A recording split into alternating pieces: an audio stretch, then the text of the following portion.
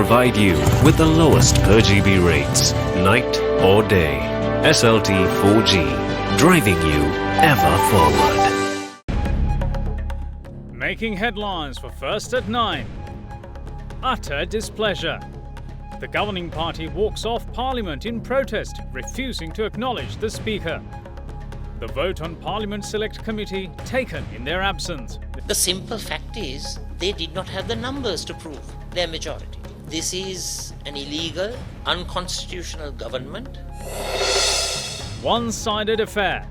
Speaker holds the adjournment debate with only opposition present in the House. In the absence of a legitimate government, there is no legal way to meet public expenditure. The simple question is, sir, whether the purported Prime Minister enjoys the confidence of this House. Threatening to stay away. Governing party threatens to boycott Parliament in the future. We will not attend the future parliamentary sittings with Speaker Karu Jayasuriya chairing. Another new low. The rupee slides deeper as experts express concern.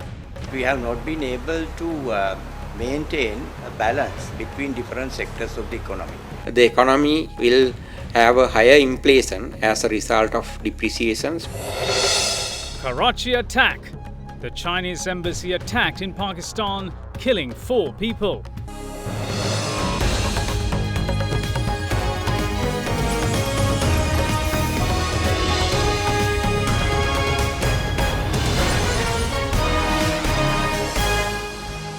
Bike එකක් ගත්තොත් phone එකක්.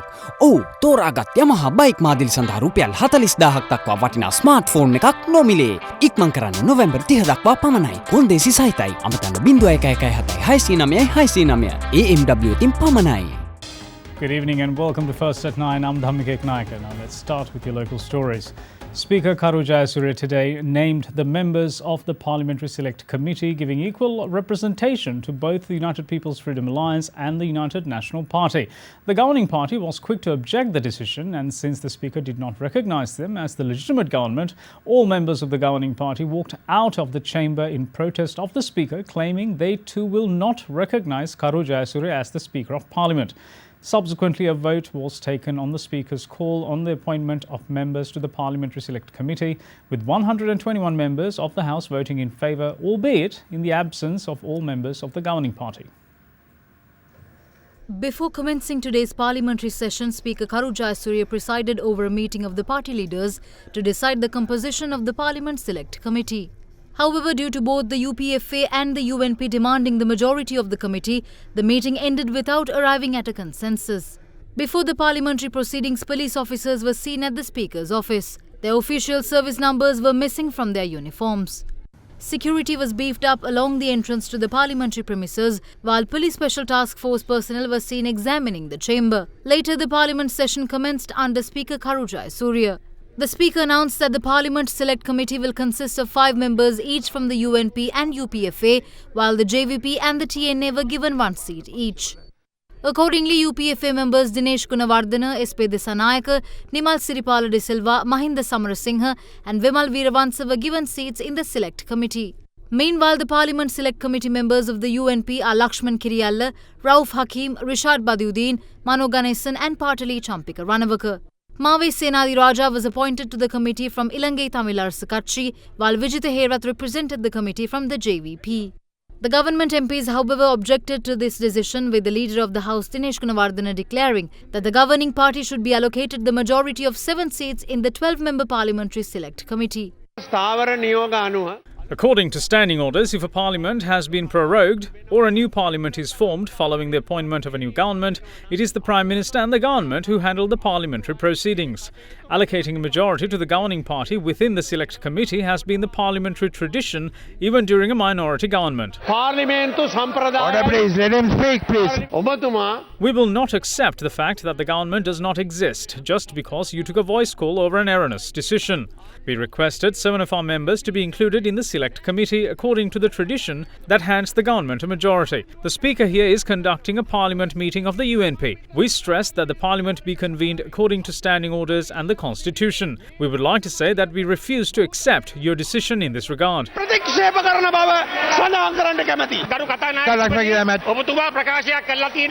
Honourable Speaker, you made a statement that a Prime Minister and a Leader of the House does not exist in this Parliament. I request the proposed government to show the Parliament majority and we will give them all the power. It's been a month since the Parliament convened, but they haven't shown the majority. The JVP requested that a vote by name be called on the appointment of the Parliament Select Committee by Speaker Karu Jayasuriya. ඉතා පැහැදිලිව You announced that a motion of no confidence was passed on the 14th and a government does not exist from there on. If there is any problem with regards to Parliament Select Committee, it is the Parliament which have the full rights to decide. So I request you call a vote by name. by name ඡන්දයක් ඕන. Contrary to the speech made by Anurakkumara Disanayaka, a motion of no confidence has not been passed. Such a motion cannot be passed through a voice call. If it is to be passed, it should follow due process. Speaker, I draw your attention to two financial proposals that you agreed to have a debate on. According to the Constitution, no one other than a minister with the permission of the Cabinet has the power to present a financial act or proposal. You have given permission to present such proposals to MPs who does not hold the power at all. If you do not recognise the Prime Minister, the Leader of the House and the Cabinet of Ministers, we will not recognise you as the Speaker. Your conduct is illegal and we boycott this session. In protest of the Speaker, parliamentarians of the government walked out of the chamber, refusing to participate in the voting process.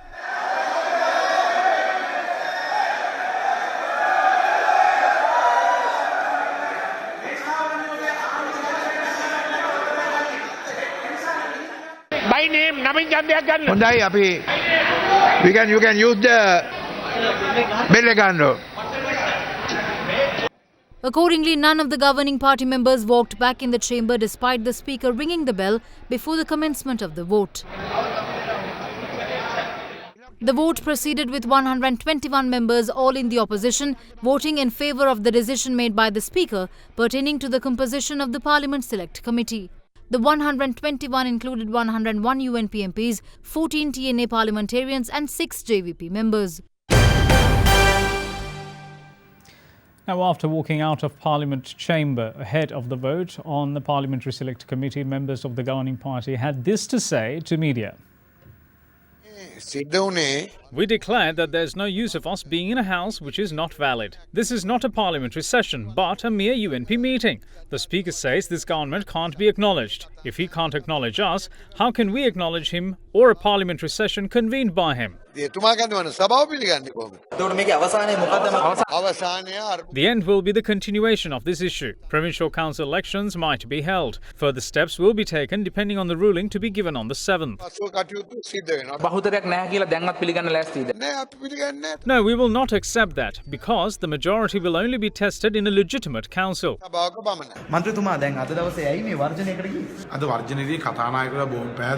The tradition was to give the majority of the select committee to the governing party, but what they did was to engage in a conspiracy to give them the majority. If he doesn't listen to us, we will not listen to him as the Speaker or acknowledge him as the Speaker. 15 members out of the 121 are TNA MPs and 6 are JVP. There are 100 left apart from them. The governing party has 103. What we are asking is to acknowledge that majority and decide on the Parliamentary Select Committee's composition accordingly. Now, keeping with the sequence, after the walkout staged by the parliamentarians of the government, the Speaker informed the House that the Parliament will convene again on the 27th and on the 29th of this month. Members of the opposition continued with the parliamentary session, although members of the governing party were not present. So there was a purported letter written by the Speaker sent to the CJ. I am happy that the Secretary General of Parliament had mentioned this and I draw reference to that. I would like to ask from the Speaker whether there has been any such letter that has been originated, or if not, what course of action will be taken for such absurd activities. This isn't the first such letter that was published. We found out that it was a fake document. It's a premeditated document, and it is also not the first letter that was published against me. We have requested the CID and the police to conduct an inquiry in this regard, and in fact, inquiries have begun. I would also like to inform that the Parliament will be convened at 1 p.m. on the 27th and at 10:30 a.m. on the 29th of this month. Due to the current political crisis in Sri Lanka, the country's economy has encountered a massive fall. Therefore, I propose that the House should take measures in order to resolve this crisis immediately.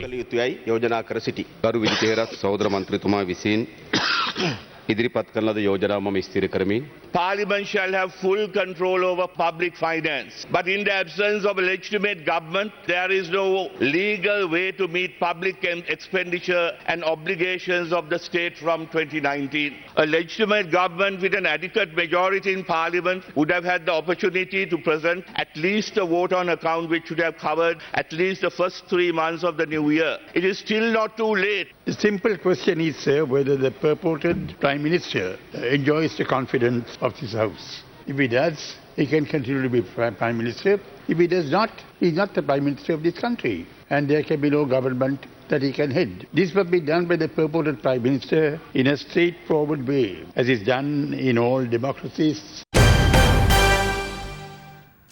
Now, after today's episode in Parliament, the governing party threatened that they will not attend any parliamentary session chaired by Speaker Karu Jayasuriya in the future. UPFA parliamentarian Shehan Semasinga sounded the warning while addressing a media briefing held in Colombo. In the meantime, UPFA parliamentarian Lakshman Nyapa Abewardene extended an open invitation urging all political parties to join the Sri Lanka Podujana Peramuna in moving for an election under a caretaker government. The main reason why we walked out from Parliament, the Speaker continues to behave as a UNP member. The Speaker once again has violated the Constitution. He is not following the standing orders in Parliament. He is not following a single parliamentary procedure in Sri Lanka. Up until now, and in the future also, he will not follow the Constitution and the standing orders. Therefore, we will not attend the future parliamentary sittings with Speaker Karu Jayasuriya chairing. The Speaker who has come out as a champion of democracy now, that when out of 95 MPs, 51 MPs wanted to be in the opposition. At that juncture, the Speaker didn't recognize the right of MPs. We have seen that Speaker postponing taking of votes. The provincial council elections were delayed by 2.5 hours until certain MPs were brought down by helicopters so their votes could be utilized. And then we also saw the Speaker allowing the government to manipulate certain bills at committee stages so that there will be no judicial review of these bills. The crisis which has erupted now is partly because the Speaker has refused to acknowledge that Mahinda Rajapaksa as the rightful Prime Minister of this country. As for the composition of parliamentary MPs, we have 103 MPs as of now. The UMP has 100 MPs, the TNA has 15 MPs, and the JVP has 6 MPs. So from which side should the Prime Minister be appointed? If there is a minority government and if we can't go forward, as with this case, because the TNA says that they will not support Ranil Wickremesinghe, JVP says that they will not support Ranil Wickremesinghe, the next alternative is to go for a general election. Now, the UMP and the JVP, fearing that their number of votes will be reduced, they don't want to take this step forward. If the United National Party agrees tomorrow to go for an election under a caretaker government, we are ready for it. If not, they can go for a referendum. There will be a huge public rally on the 3rd of December in Colombo. We can show the public mandate.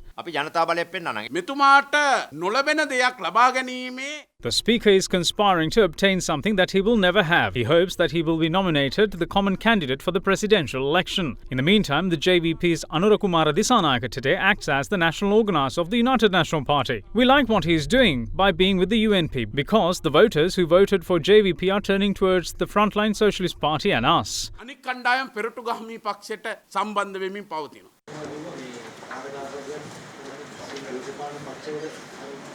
If they have any doubts on going for an election under us, we can go for an election under a caretaker government.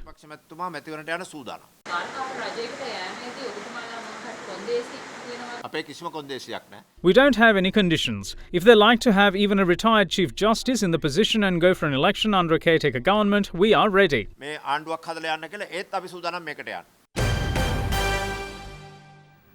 Now, given what had gone on in Parliament earlier in the day, the United National Party also moved to give their explanation on the day's proceedings, and during which Deputy Leader of the United National Party, Sajith Premadasa, called on the current government to resign. Addressing a media briefing held at the parliamentary premises, the Deputy Leader of the UNP emphasised that Leader of the UNP, Ranil Wickremesinghe, must be appointed as the new Prime Minister of the country. තමන්ට බහුතරයක් නොතිබීම කියන එක It was proven with numbers that they don't hold the majority in parliament. This will always be the case. The government must now resign and appoint leader of the UNP Ranil Wickremesinghe as the new prime minister who commands the majority. It's really that simple. අපේ රනිල් වික්‍රමසිංහ මැතිතුමා පත් කරන්නට. බොහොම සරලයි.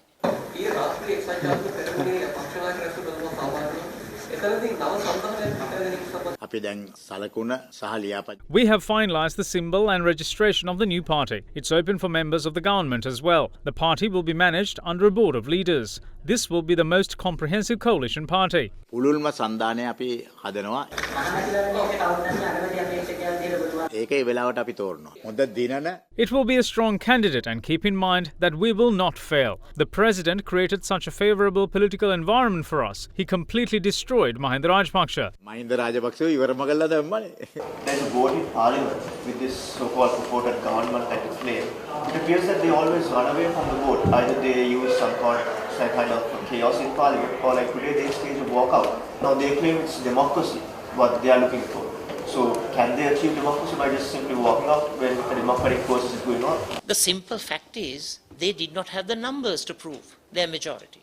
This is an illegal, unconstitutional government that is in place right now. So they are resorting to many a dictatorial activity to subvert the democratic opponents and to enhance their position. Dollar just hit 180 and 66 cents. Yesterday at the cabinet media briefing, we had the secretary of the National Economic Council saying, we are all sorted out until December 31st. And the next year's loans, we have already made a plan. But since this political stalemate is going on, in your opinion, or from the UNP's point of view, what kind of a situation would arise? They know very well that political stability is indispensable for creating a prosperous economic environment. Various international monetary institutions and donor institutions are queuing up to reduce the various support programs that were provided to our country. I hear from the grapevine that the international community is gearing up to implement restrictive sanctions, diplomatic sanctions, trade sanctions, and economic sanctions. Now moving on to other stories, President Maithripala Sirisena says that he will write a book in the near future regarding the immoral conduct of former Prime Minister Ranil Wickremesinghe during his tenure of the unity government. The head of state made this statement while addressing the Presidential Awards 2018 organised by the National Gem and Jewellery Authority. I saw many UNP parliamentarians conducting a one-sided debate criticising the book written on me by my daughter. The book contains challenges and hardships faced by me during the Rajapaksa regime up until becoming the common candidate. I would like to request them who criticised the book written by my daughter that I would release another book soon, which will be titled The Unsuccessful Political Journey Together with Ranil. I ask them to read that as well. I only have two things to lose for the country. One is my position as president and the other is my life. I might lose one or both, but I am prepared for that. That is how people fought to build their countries. I know that I won't be left alone in this battle. I do not place my trust in politicians, but on the general public who bear the thought for a better country. Assassinating me was the final target of the corrupted traitors. I have spoken about this and will reveal more in the future. මේ පිළිබඳව මම කතා කරලා තිබෙනවා. ඒවා හෙට දවසේ තවත් හෙළිවේවි. Now, referring to the ruling of the Supreme Court pertaining to the dissolution of Parliament, legal arm of the Sri Lanka Podujana Peramuna today stressed that the President's powers cannot be removed or reduced unless it is done through a public referendum. Addressing a media briefing in Colombo, Vice President of the Lawyers Association of SLPP, Attorney at Law Chandrasiri De Silva, made evident that it is indeed democratic to hold an election given the current political situation. You may have observed the root cause of this problem. Supreme Court in a 7-bench case had decided President's powers cannot be removed or reduced without a referendum. The mere reason is President is directly appointed by the people. If President's powers has to be reduced, it has to be done by the people in a referendum. So this was the root cause of this problem. To avoid this, they brought this 19th Amendment behind the Supreme Court and tried to introduce in a hurry. Somehow they managed to uphold that Supreme Court decision of not reducing the President's powers. So that is expressly stated in the Section 33(2) of the Constitution. Now we are observing a very bad period in our Parliament. The Speaker adopting various methods to safeguard his masters. One of his masters is Ranil Wickremesinghe, the other is the Western powers. Now they are trying to introduce a new bill to curtain expenses of the Prime Minister. It can be done by a minister only. So how can he bypass the parliamentary rules and regulations and the law of the country and entertain such a bill forwarded by MP? Can anybody say that going for an election is a breach of fundamental rights? You can see these 225 heads. Are they representing the present views of the people? No. Best thing is to go before the people and face the test. Now, despite claims by members of the government, Janata Vimukti Peramuna insists that there is no rule of thumb in Parliament to allocate a lion's share of seats in the Parliamentary Select Committee for a government with a minority power. Addressing a media briefing held today, its members also insisted that their vote in Parliament today was not in support of leader of the UNP, Ranil Wickremesinghe, but for democracy. සමහරු කියනවා චන්ද්‍රිකා බණ්ඩාරනායක ජනාධිපතිතුමී ඉන්න කාලේ Some claim that during previous governments, including that of former President Chandrika Bandaranaike Kumaratunga, that minority governments were offered more positions in Parliamentary Select Committee. No such incident ever took place in the history of Parliament. That is why we as the majority with 122 parliamentarians insisted that we must have more positions in the Select Committee. පාර්ලිමේන්තුවෙන් ඔප්පු කරලා පෙන්නුවා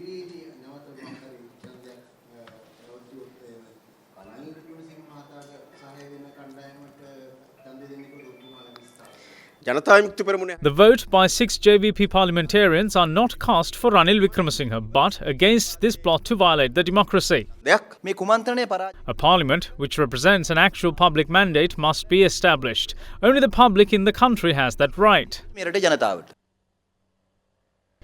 Meanwhile, members of the Frontline Socialist Party distributed handbills to the public in an awareness campaign on the current political situation in Sri Lanka. They also spoke to media during the awareness campaign. Members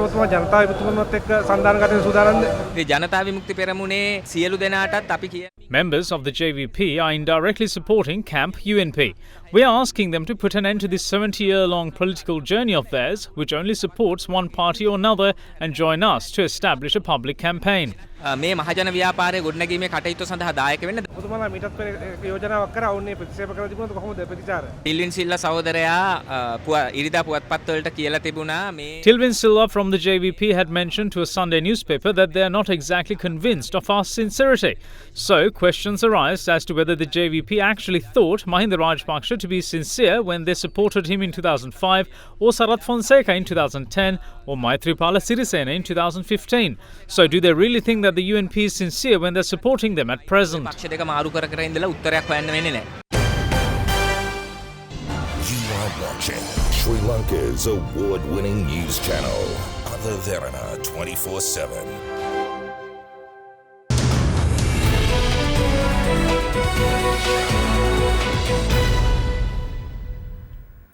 Welcome back. You're watching First at 9. Now, the Sri Lankan rupee today fell to an all-time low of 180 rupees and 66 cents against the US dollar. The rupee plunged to a fresh low just 2 days after closing at 178 rupees and 70 cents. With the Sri Lankan currency depreciating 16.8% just this year, economists point out that pressure on the local currency will continue unless political stability is established within the country. Reuters reported today that most emerging Asian currencies moved only marginally. However, the Indonesian rupiah topped gainers among other currencies, appreciating at 0.5% to 14,510 against the US dollar today. The Indian rupee too rallied 77 paise to end at 70 rupees and 69 paise against the US dollar, in line with softening crude oil prices and foreign capital inflows. Meanwhile, the Thai baht, Chinese yuan and the Singapore dollar all were marginally down, while the Malaysian ringgit was flat. In such a backdrop, the Sri Lankan rupee, which depreciated 16.8% so far this year, according to financial technicians, Refinitiv Econ data reached the 180 mark against the dollar for the first time. The fall comes in a backdrop where Moody's downgraded Sri Lanka on Tuesday, citing the current political situation for aggravating already problematic finances. The downgrade also coincides with a decision by the International Monetary Fund to delay discussions on its loan tranche to Sri Lanka. First at 9 spoke to several economists to have their opinion on the rupee depreciation. We have not been able to maintain a balance between different sectors of the economy.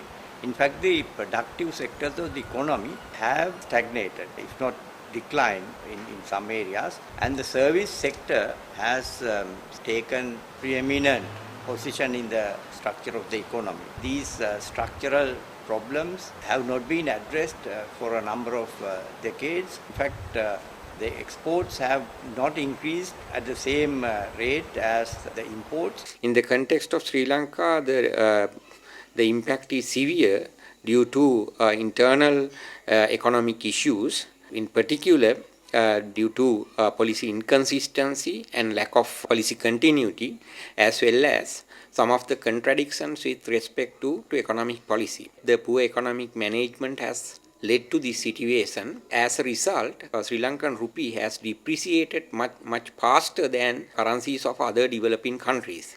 Consequences of the rupee's further depreciation was also explained by the economists. The economy will have a higher inflation as a result of depreciations. In addition, our foreign debt stock will certainly increase. We may see a situation where that foreign investors as well as local investors may hesitate to undertake investment. We don't see responsible ministers or responsible officials taking steps to counter, at least slow down the rupee depreciation.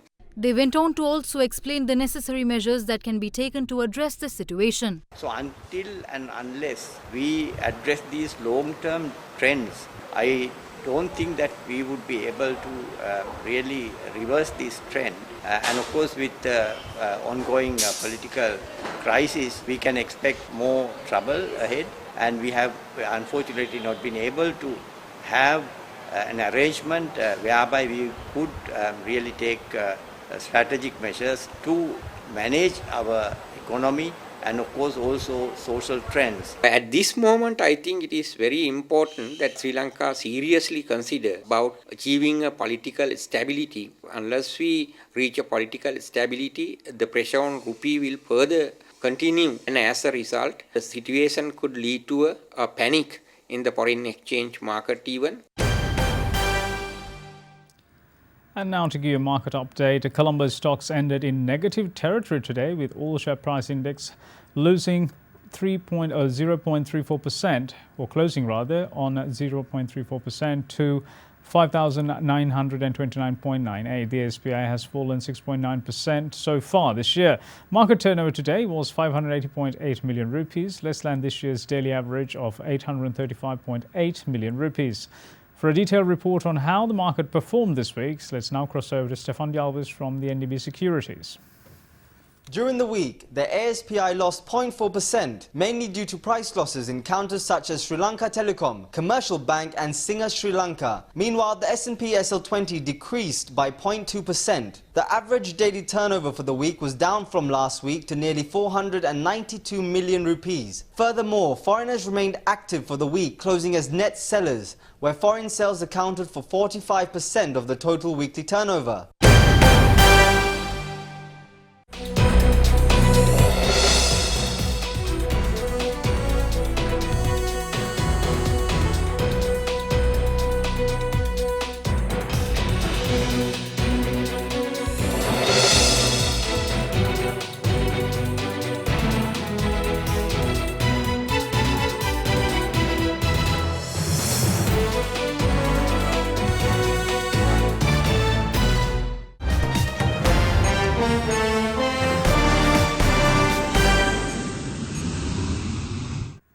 Time to look at news from around the world. Now, at least 4 people were killed in an attack on the Chinese consulate in the Pakistan port city of Karachi today.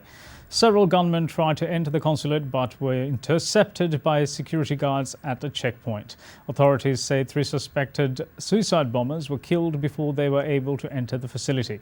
Police said they used a car bomb in the attack.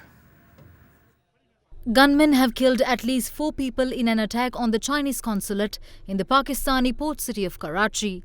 Gunshots were heard at about 9:30 am local time outside the consulate in the upmarket Clifton area. Police shot dead 3 attackers. Separatist militants who oppose Chinese investment projects in western Pakistan say they carried out the attack. Reports say 3 gunmen tried to enter the consulate but were stopped by security guards at a checkpoint. 2 of those killed in the attack were police officers. Eyewitnesses reported seeing a blast and local TV channels broadcast images of a plume of smoke. China said that all the staff inside the consulate are safe. A separatist group, the Balochistan Liberation Army, has said it carried out the attack. Balochistan is at the heart of an ambitious Chinese project, the China-Pakistan Economic Corridor, which is a string of huge investments by China in Pakistan infrastructure. Balochistan itself is a sparsely populated region rich in gas and coal reserves, as well as copper and gold. Yet it has remained Pakistan's most improvised area, and Baloch nationalists have long accused the central government of exploitation and denying the province its due rights. You are watching Sri Lanka's premier news channel, Derana 24/7. Now moving on to your weather forecast for tomorrow, your temperatures are to vary between 20 and 28 degrees Celsius, with the highest expected along the island's coastal areas. Showers or thunder showers will occur in north central, central and Sabaragamuwa provinces and will spread into northwestern, western and southern provinces in the evenings or in the night. Now, heavy falls of about 100 millimeters can be expected at some places, particularly in the northwestern, western, central and Sabaragamuwa provinces and in Galle and Mathura districts. Misty conditions may also occur at some areas in the central and Sabaragamuwa provinces during morning hours.